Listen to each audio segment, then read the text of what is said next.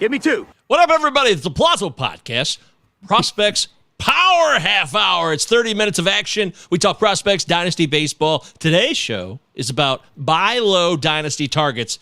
Of course, Phil Goyette and Benjamin Chase are my co-hosts on this fun adventure into dynasty baseball. You can follow Phil at Phil of Sports on Twitter. That's PH. And then Ben is Big Gentle Ben on Twitter. And I'm at MJ Govier if you so prefer. And if you go to the Pallazzo Podcast handle on Twitter, 2 L's, 2 Z's, you will find free access to the Discord, where if you don't feel like you got enough from the half hour, you can find me, Phil, and Ben in there anytime. And you can get your fill all week long in the Discord. Right, Ben? Yeah. Hey, I answer questions all week long. So, yeah, it's amazing. I mean, like, seriously, you should probably just start your own thing and start charging everybody, because what you give out, this is not exaggeration. People can vouch for this, man. You have so much that you do out of just being a good guy, but it's also really, really, really useful stuff. I can't think of a prospect that we could stump him on. Could we, Phil? Could we stump Ben? Should we play that game one day? Can we stump Ben on prospects? I'm sure you can, seeing as there's, literally thousands that are in play. If you go into the guys that are included in the Dominican, and, especially if you get into MPB and things like that, I'll go overseas and stuff like that. Yeah, you could definitely stump me on, but no, I also have good access to resources too. And so that's a big part of it, is I can look up things pretty quick, and I know who to reach out to if I don't know something. So, The biggest thing, saying you don't know when you don't know, that's a really big tool in life. Not just in prospects. That's how you learn. How dare you? How dare you show any humility? I will not accept that on this show, Ben. Not at all. But today's show is about buy low dynasty targets. Phil, you're in Ireland. Do you think this is a good time to give up on your season of dynasty, or do you still think there's hope if you're struggling? If you're like in 10th place, is it over? Usually June 1st is my time to start thinking about which way you're going, and by July 1st, you want to be going that way pretty hard. So in my leagues where I'm rebuilding, which there are unfortunately a few now, I have already started making trades. Okay. And I take anything that's not attached to the walls and start pulling it down and talking about it. So. Just Bob's here. What's up, Just Bob? Just Bob is the best. He's so good at giving me updates. On last week's show, he literally gave me like 3 updates in real time while we were doing the show. You're the man, Just Bob. Are you in the Discord, by the way, Just Bob? Guys, sometimes I don't know who's who, because people use different usernames and they're not their real names on Twitter. It gets really complicated. It's like when I showed up to Vegas back in March and people are like, hey, what's up, dude? I'm like, hey, you. I mean, I feel bad. I'm like, shit. Yeah. There's so many Twitter handles that people don't, and they have different avatars. I don't know who half the people are, and I really try to pay attention. But this one, guys, real quickly, I know it's a Dynasty show. We're talking buy low. I don't know if you guys read in the chat for your podcast, but I just want someone to hug me and tell me that Luis Roberts' injury will be minor. Same. I wish I could. Well, can you fill me in? Because I missed this. I've been busy all day. So I did too. I watched some of the game, but I didn't see him get. I saw they were dropping like flies today. Oh no. Vaughn was at second base. I saw it for some reason, and damn it. Okay, well, that sucks, and I hope it's not serious either. Just Bob says, no, I'm not. It's complicated. Well, it's always complicated. And Jamie's here. What's up, Jamie? Good to see you. All right, well, let's get right into it, because we only got a half hour. So let's kick it off with Ben. We're going to go with a list that each guy has of buy low dynasty targets. Ben, why don't you lead it off? Give us somebody that you would consider to be a buy low target. All right, first guy I have is on a team who's kind of going nowhere, and this time of year they're going to start shopping a lot of guys that aren't buttoned down for their long-term future, and that would be the Orioles. And with the Orioles, a lot of guys they do have a very young outfield, but a lot of those guys are going to be very desirable on the market. They're Austin Hayes, Cedric Mullins, those guys. They're going to be very, very desirable on the trade market. And when they traded away Manny Machado, one of the big pieces they got in that deal was Yusniel Diaz.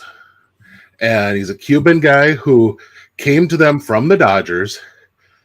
And he had a reputation for being able to really hit and to really know the strike zone well. And his reputation with the Orioles has been that he doesn't know how to stay on the field. Sadly, he's also had the issue with the Orioles of not being able to hit the ball either. So now he figured that out this year. In AAA, he slashed 327, 424, 510 this year. Now, short sample size, but he's got power, he's got speed, he had a couple home runs and 3 steals, and almost an even walk to strikeout in the short time that he was in AAA before he popped a hammy. Wah, wah. And he has not fully come back from that, but he is supposed to be. He was on his way back, supposed to be activated, and then went out on a wet field, which people, and re-aggravated his hamstring. Warming up for a game. But he is supposed to be he was supposed to be very near a return at that point. So I would assume, this was about a week ago that happened. I would assume he's probably coming back soon. Give him probably, there was talk right before he got hurt that he might be pushing for a call up at that time because guys weren't hitting in Baltimore at that time. And some of them have picked up since. He might be a guy who has a chance to come up and hit. And like I said, with his balanced skills, and he's a halfway decent, pretty solid defender too. This is a guy who could get into the outfield. They could give him a good run. One of the issues he has is, he's only 25, but he's kind of run out of, because he was a Cuban guy that signed a big league contract when he came over. He's kind of running out of option years. So they've got to get a good look at him before they run out of that ability. And so he's going to very likely be a guy that they want to get some time to look at before they run out of the ability to keep him on the season or keep him on. So he's a guy to watch. He could get some big league time this year. So take a look at Yusniel Diaz as a possibility this year. Unbelievable. Might be a guy you don't see until August, but could be a guy that finishes out your year. Can you believe that, Phil? That he's saying Yusniel Diaz could show up again? That would make my heart so filled with joy right now. Resuscitation of a career, it would be, I would say. So, yeah, we were drooling over him 4 years ago. So, post-type prospect, it's a real thing. I saw his name on your list, Ben, last night, and I was like, oh, wow, really? Wow, okay. That really invigorated me with some excitement because I've loved Yusniel Diaz for a few years. I saw him last year in real life in the Arizona Fall League game I attended during the Baseball HQ Baseball Funathon, and he hit a home run. He crushed one to deep left field right there. I just showed up right before that. It was meant to be, I'm telling you. We have kindred spirits, you and I, Yusniel. Something's going to happen that is good for you. Quick commentaries before we go over to Phil for one. There's some people saying, like Just Bob, that Robert was removed because Chicago was down 7 runs. And he did play the next inning after the so-called injury. So that's interesting. That's good news. But we don't know exactly what's going to happen here, so we're not going to try to tell you, we know what's going on. We're not trying to do that. And then Cow Chad, we never get Twitch viewers, Phil. This is rare. Twitch viewer. Great to have you, Twitch viewer. I like Diaz, but man, he has to be pretty much perfect to keep a spot when it's time for Cowser and Kierstead and Drew Jones. But Ben agrees with that. Yeah, that's why they want to get a look at him, because they know those guys are down. Those guys really haven't hit upper minors yet. So they want to get a look at these guys now because they want to see who they've got, because in the next 2-3 years, they're going to be sorting out who's their real future. So okay, that makes sense. Yep. All right, Phil, who you got at the top of your list? Let's talk about a guy that the 3 of us talked about in the Discord this week, and I thought is a perfect fit for this list. Luis Matos, who I was discussing in a trade in a dynasty league I was in. So, which you did pull off. Luis Matos. Yeah. And I didn't go for Matos. Yeah. But I did look at him. And Matos is exciting outfield prospect for the Giants.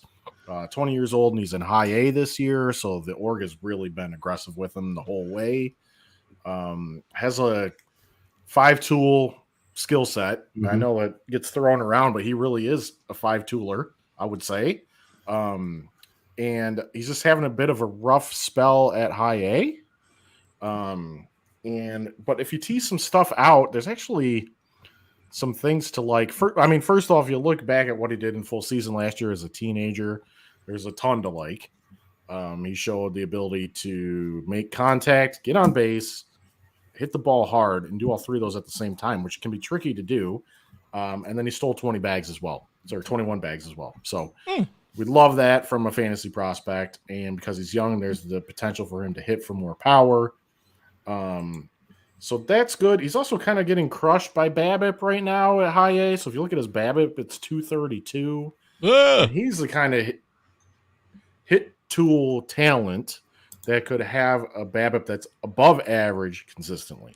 So he could be a guy, I don't want to put a Tim Anderson on him, but he could be a guy that hits for a 330 to 340 BABIP, given his contact ability, his line drive ability, his speed. He kind of has all the little things that you look for in somebody that would have a high BABIP. So I think he's being, that's unfortunate. And quite frankly, at this time last year, if you were looking to acquire him, you might not have even gotten an offer with him in it. So now is the time. Like if you really like Matos, like Ben talked about, like we talked about in the chat, if he's a guy that you feel strongly about, you should go get him right now. Like this is the week to talk about getting him. And he was hurt and missed a month. Just came back at the start of June, and since then, in June, he slashed 267, 303, 450. So, I mean, compare that to his season numbers, and, he's still getting BABIP'd on that, and he's right. That's significantly better. So, I mean, already. And so if he's not getting BABIP'd on that, then that's like a 3, 4, 5 potential. Maybe not 3, 4, 3, 350, 500. So, yeah. He's buy low. He's a guy that you maybe couldn't even have bought last year. So buy now for the low price with 2.5% APR financing. All right, so we're talking live. This is the Pallazzo Prospect Show. That's right, the Pallazzo Podcast, Prospects Power Half Hour. That's Benjamin Chase. He's Phil Goyette. I'm Michael Govier. If you have a question, you could drop it in here. We did have a question in the Discord I wanted to jump into real quick because but anytime anybody goes out of their way, which in the channels of channels, we have like 58 channels in the Pallazzo Podcast Discord, which I hear is a no-no, but fuck it. That's what I do. I come up with an idea. Like we just added the Heat channel the other day. So now we have a channel dedicated to the movie Heat. And that's a good thing, right? Why not? It's a great movie. But we had a question from Anthony. He wants to know, is it bad luck to have Pham and Jock Peterson on the same team? Can't be good. Can't be good. Can't be good at all. Jeff's here. What's up, Jeff? Kind of a nice duo, though. That's Pop and he always OBP leagues bases. Yeah, sneaky stolen base guy. OBP, yeah, for sure. Yeah. You're right. I mean, all jokes aside, I would agree with it. There's definitely something to that. And Jeff's here, and he also says, Josh Lowe is back. Jeff Whiteley is the Josh Lowe aficionado on the show. It's official. So welcome back, Josh Lowe, to the major leagues. That's exciting. I also saw a trade offer that was hit up to me. Real quick, guys. Josh Lowe for Austin Hayes. Would you do it, yes or no? Ben. Josh Lowe for who? I'm sorry. Austin Hayes, straight up. Austin Hayes. Oh. Outfielder for outfielder. That's one that it'd have to depend on my team. It'd be if I need speed versus power on that.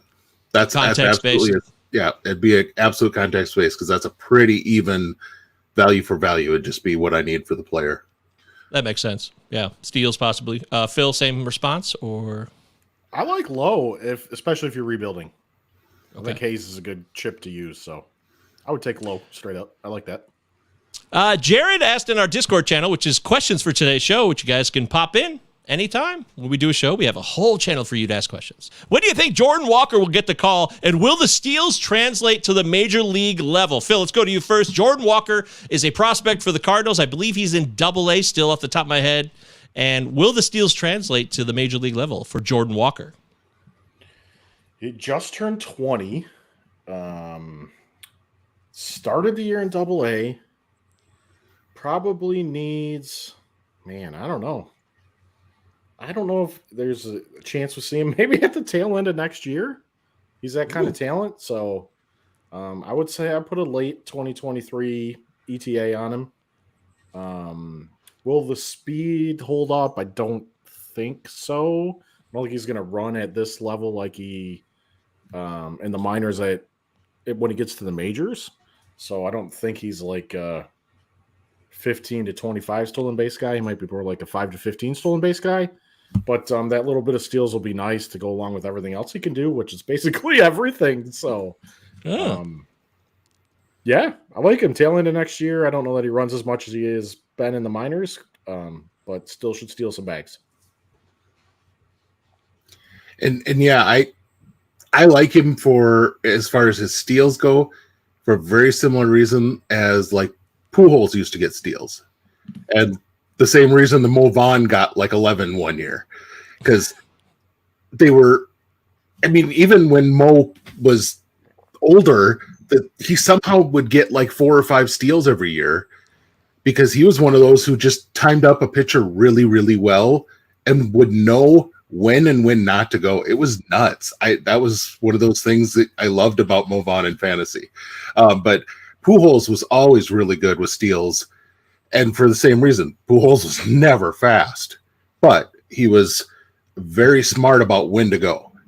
And Walker, when he was coming out of high school, was known as being quite athletic for his size.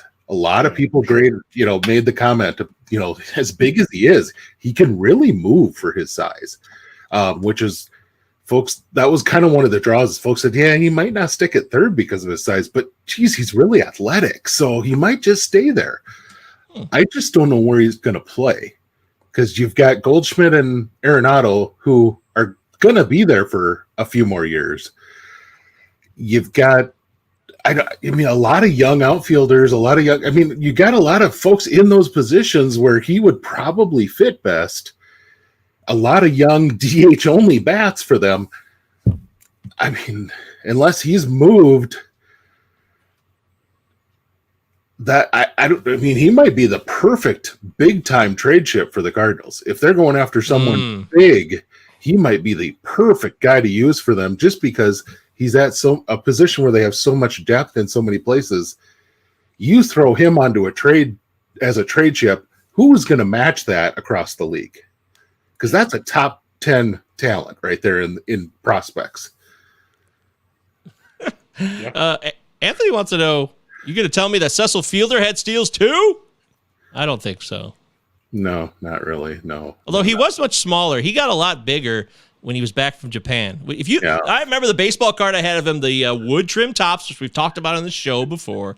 He's much more svelte in his Blue Jays uniform than he ended up being by the time he hit 51 home runs in 1990, which was like the highlight of my life at that time, man. Remember that, Phil? That was amazing.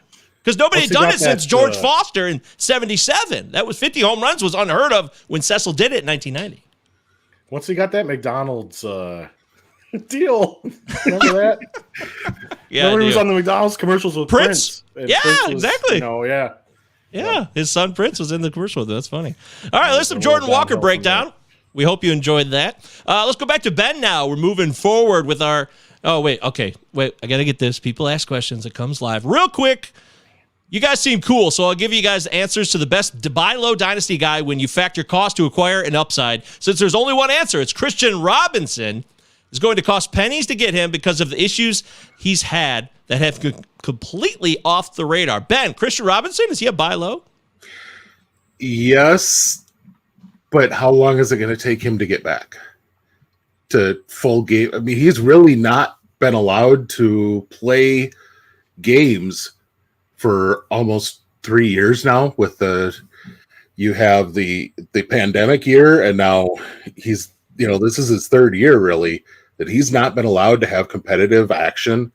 Mm-hmm. How long is it going to take for him? I mean, and he's still really young, but how long is it going to take for him to get back to the point of being that guy again? That's going to be the problem. Phil? Yeah, and this says, RotoWire News. This is an update. Robinson no longer getting regular at-bats and innings in the field after extended spring training ended 2 weeks ago. According to Nick Piacoro of the Arizona Republic, June 21st. And There you go. I mean, if you're in a real deep league, you always want to have like a portion of your farm for these type of players. So I agree with on that principle. But for I think the majority of people playing a league where you're maybe rostering like 200-ish guys, I don't think you want Robinson on your roster at that depth. I don't see the point until he starts showing something and you can scoop him. Okay. Yeah. Well, hey, Phil and Ben tell it like it is here on the Pallazzo Podcast Prospects Power Half Hour. So if they're right, they're right. And if they're wrong, they're wrong. Actually, it's really just a 50-50 shot. Could go either way. Or maybe it turns into like a partial correctness. The skills were there, absolutely. Yeah. Right, but that's what people hold on to. This is a problem, I think, in Dynasty Baseball, is sometimes you hold on to the skills for so long when they don't start to show you the output that you should get from the skills. That's when you get burned. So it's important to always be aware of when it's time to move on. And that's why we think the show is so valuable to all of you. Buying low is a key time, and we'll do a sell high show too. Maybe we'll do that next week, and we'll come right back with the other side of the coin. Ryan Venancio also on the chat. What's up, Ryan? Ryan's a great follow. Please follow him on Twitter. He's a great follow. I think it's at Ven_Armbarn, VEN. Your Mind Mercedes was moved to San Francisco. They turned Darren Ruff into a monster, so any hope that maybe San Francisco, the wizards that they are, can maximize something out of Your Mind? I think Your Mind, by the way, is at least 30 years old, Ben. Is that correct? He's in his upper 20s at least. Sadly, I don't like to say this, but he's making Tony La Russa look smart, and that's not a good thing.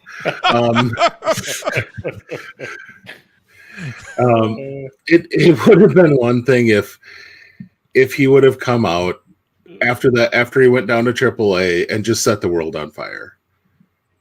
But he just really hasn't.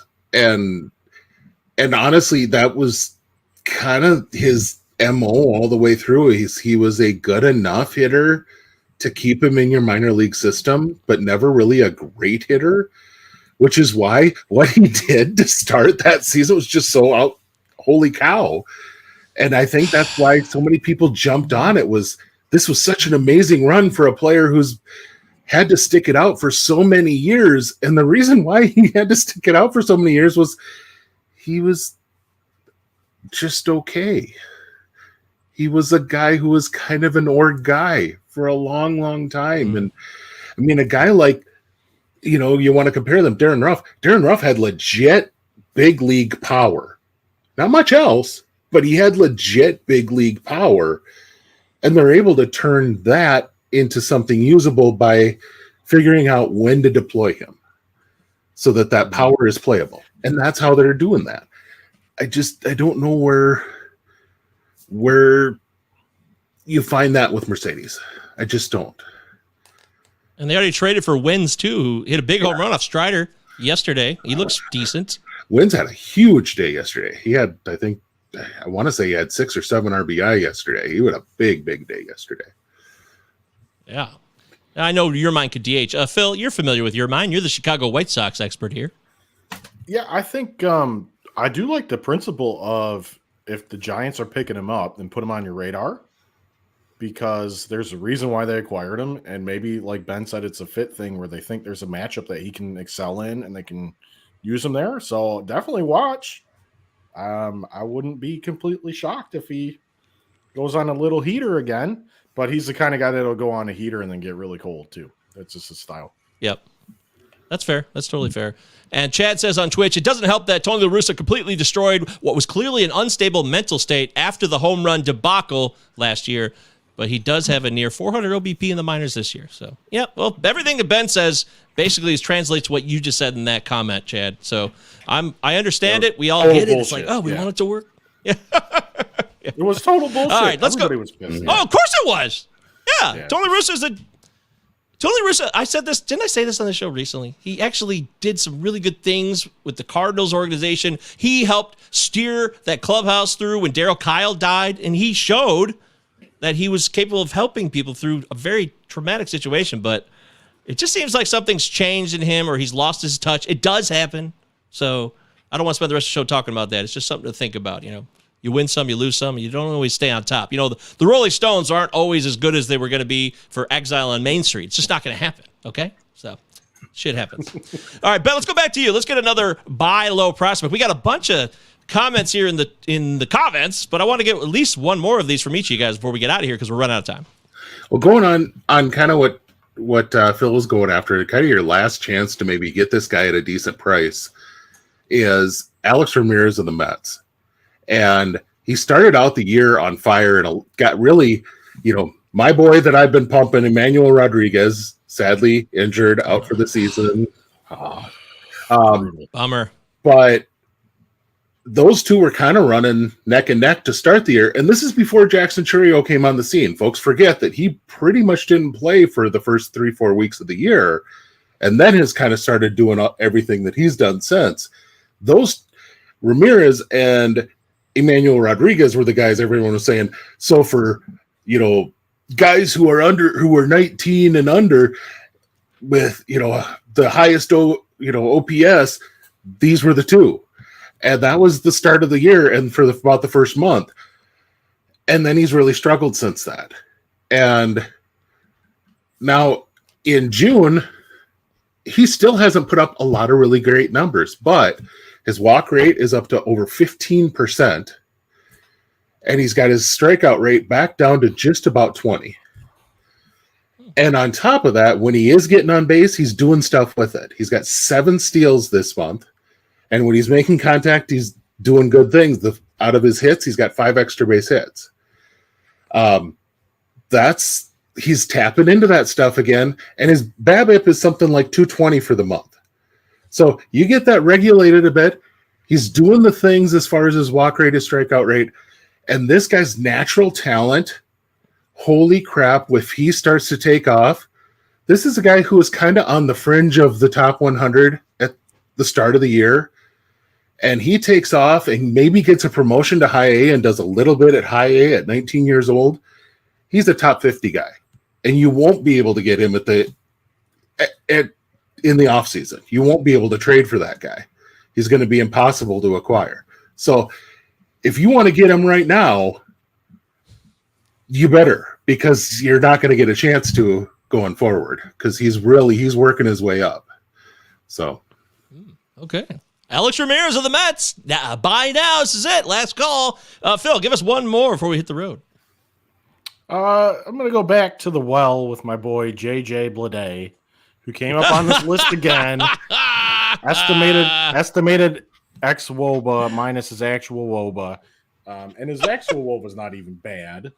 So actual WOBA. I wish I knew how to quit you, Bleday. Estimated ex-WOBA 397. Right. So he's doing really well and actually should be doing better based on the quality of contact. We talked about BABIP a lot during the show. BABIP right now is 246. There's no way this dude's BABIP stays at 246.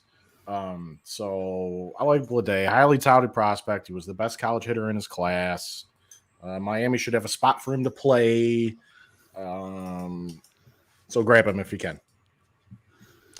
Yeah, good old Bleday. Man, that's so funny he said that. It just makes me laugh because I want it to happen. I really do. But he's your guy. There's no doubt about it, in my opinion. I think JJ Bleday, I think of Phil Goyette, who you can follow on Twitter at Phil of Sports, PHIL. You can follow Benjamin Chase at Big Gentle Ben. And me and MJ Govier, of course, Pallazzo Podcast, 2 L's. Utah. And 2 Z's. Give me 2. As we wrap the show up, God, there's so many comments. You guys are killing it today. This is what makes the show so much more enjoyable and interesting and useful is when everybody chips in like this. Chad says that Reed Detmers.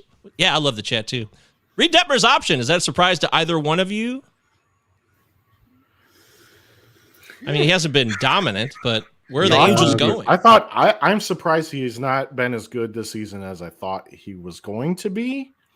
But maybe then again, I'm putting too much faith in that in the curveball when it's maybe not the type that generates enough swing and miss at the big league level to go with what his fastball can do. And maybe you need a tighter slider as opposed to loopier. It's weird because I've never really been big on Matthew Libertor for the Cardinals for the same reason, because I don't know that the looper, outside of unless you're going to be Kershaw with it, is always the most effective way to get to whiffs on the bigs. So the Angels just make goofy decisions to me. That too. I mean, they just do. I mean, Adele came up and he actually was showing he had made some adjustments at the big league level and played well, and they sent him back down. And it made no flipping sense. So, I mean, it's just, I'm not making any excuses for keeping Detmers up, but it's just the Angels organization right now, I think, is in some pretty tough spots, which sucks because you got two of the best players, most marketable players in the entire game on that organization. And last night was amazing, and they still lost. Last night was a perfect example of what's going on there. Shohei had 8 runs driven in, ties it up in the bottom of the ninth. They still lose. Go ahead, Phil. And if you're going to shit can Madden, do it before the season starts, so you give the team a chance to compete this year and put yourself in a situation where you can find somebody that can lead the team somewhere instead of waiting 2 months into the season and canning the guy. It's not like he changed. Right, I mean, it's mad. It'd be like it's like when the White Sox are going to fire La Russa. It's the same guy, right? So if you're going to shit can him, do it. I don't know. That's annoying. Well said. Hey, Phil. Yeah. Look at Phil getting fired up. I like that. You guys are getting Phil's passion going today. I appreciate that. Madden was so far he's into goof land, and he has been the whole time with the Angels, and it's not really fair to those players there. And the org should have got rid of him before the season started so they could put somebody in there that could give him a chance this year. It's just annoying. Yep. I think it's just what Ben says. They make strange decisions. So there you go. Yeah. That's another classic example. All right. Well, the show's over. We run out of time. You had so many more comments. Here we go. Real quick, guys. Real quick. Is Tiedemann on the Blue Jays someone we should know about? Ricky Tiedemann, real quick. Yeah. We talked about him. You need to know about him. But whether he could be I don't know if he's an ace or if he's a mid-rotation guy, but you need to know about him because he's a future fantasy pitcher. Oh. Phil, you agree? Yeah, he loves it. I think we're just worried about the arm. Yeah. Well, I mean, there's always that worry. And then legit. Jamie is always such a good sport in our Discord. I got to get his comment in. Is Spencer Strider a hold or a drop depending on a league? He had a bad outing, you would say yesterday, but I would not be dropping him. Definitely not a drop, but he might move to a streamer category depending on your league. Leagues. He might wind up being better even if they put him back in the bullpen because he was pretty good as the swing man for fantasy because his ratios were low.